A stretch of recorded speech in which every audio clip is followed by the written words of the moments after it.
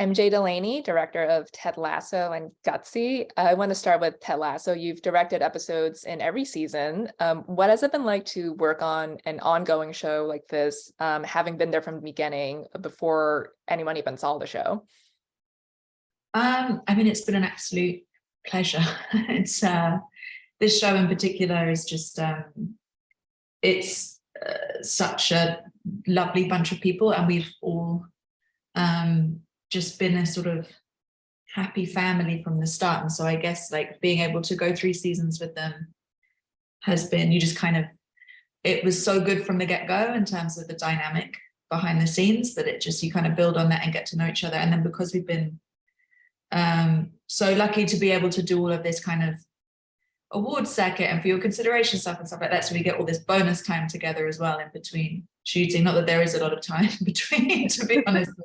I think it might be the longest season of television ever shot, season 3. So but yeah, it's I remember like because I did the opening block this season, and at the wrap party, Jason saying to me, he was like, I feel like our muscle memory is saying that this should be the premiere, just because it had been so long since we started.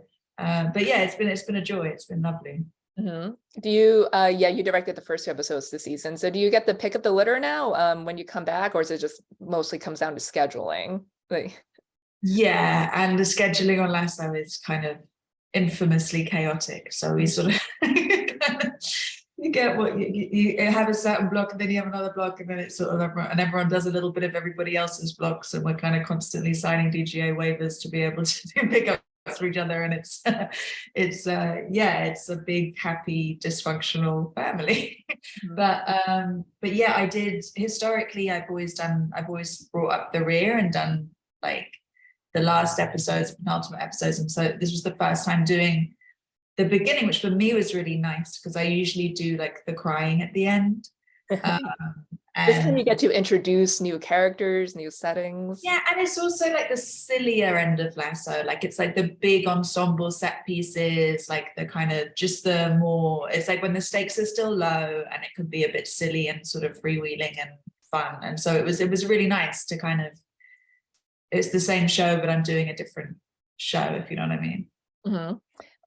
Yeah, you directed Zava's incredible entrance in the second episode and I kind of love the way you shot it, because he comes in during their game, or their match rather, and it's like shot from a distance. It's like he's like this unknowable soccer god, and we don't get up close to him until Rebecca corners him at the urinal. So how did you guys design that shot and meeting him and you seeing him off in the distance talking to Rupert?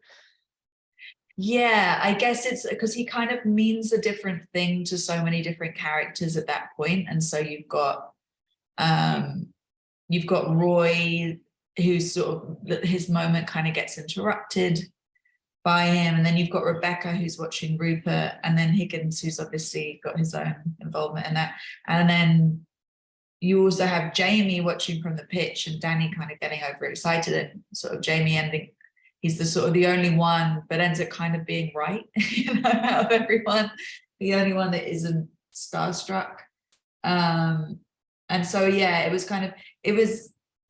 was really like seeing what Max was doing with that character and the kind of very little glimpses that I got in that, because he is this sort of, even when he speaks for the first time, he does it in the context of a press conference. So you're still not really seeing him. He's like through a TV. But I was so jealous of Destiny getting the next episode, because I've read bits, like the bits where he like kisses Higgins and like grabs his face, and I was like, oh man, like once I saw what Max was doing with that character, I was like, oh, it's going to be so much fun for Destiny in the next block to be able to do once he's in full flight. Can we switch? Yeah. Yeah.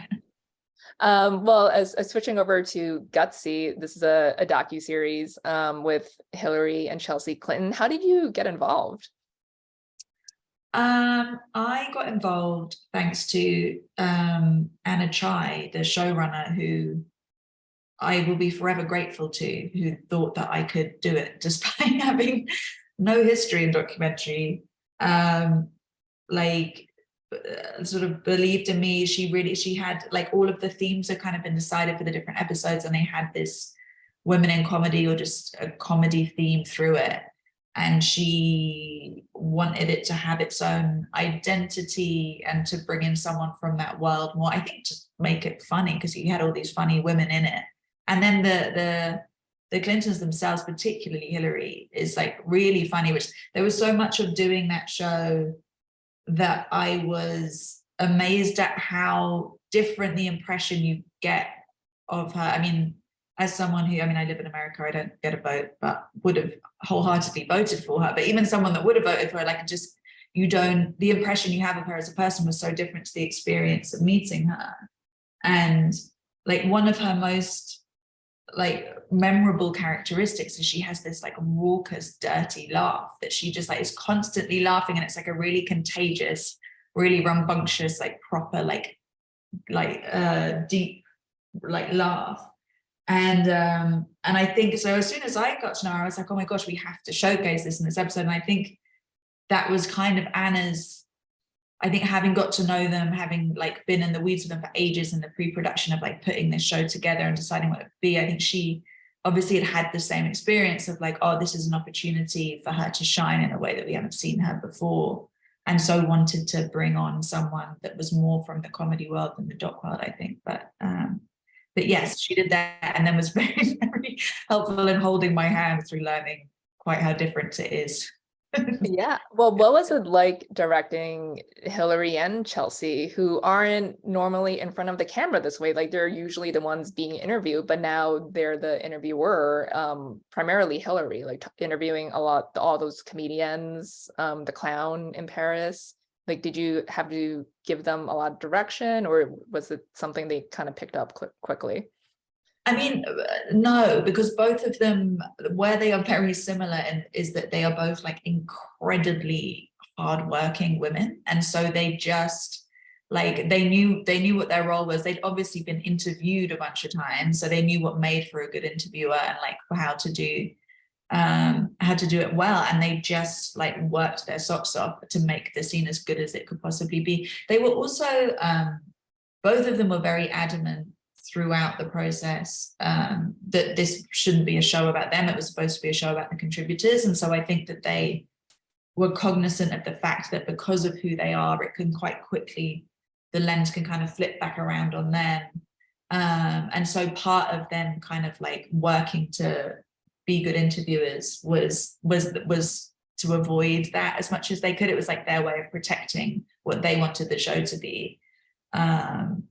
But yeah, I mean, there was like, I mean, I definitely watched some where there was those, you get some interviewees where it's like, if it's just a kind of open-ended discussion, they don't really contribute unless they're invited to, or if it's a yes or no answer, they'll just say yes or no. And you really have to like, It'd be like pull teeth, yeah, on the other side to keep it going, which I'm sure you know very well. And it was,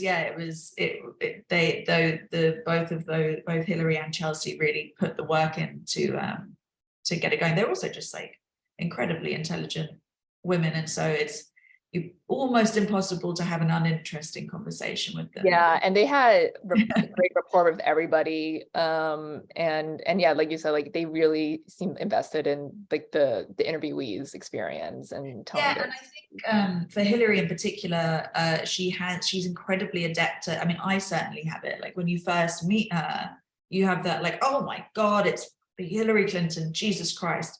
And she is so good at immediately putting people at ease, just being very, very warm, very, very natural and chatty, and kind of bringing people out of themselves, which definitely helps. And I think it's something that's innate to people, but also she must encounter that with every single person she ever meets, you know. And the show just wouldn't have worked if that, for cast or crew, if that had lasted longer than the initial meeting. And she did a good job of getting people to kind of like settle in and be relaxed with her. Yeah. Well, MJ, it was great speaking with you. Thanks so much for your time. We'll see you back in a little bit. Thank you.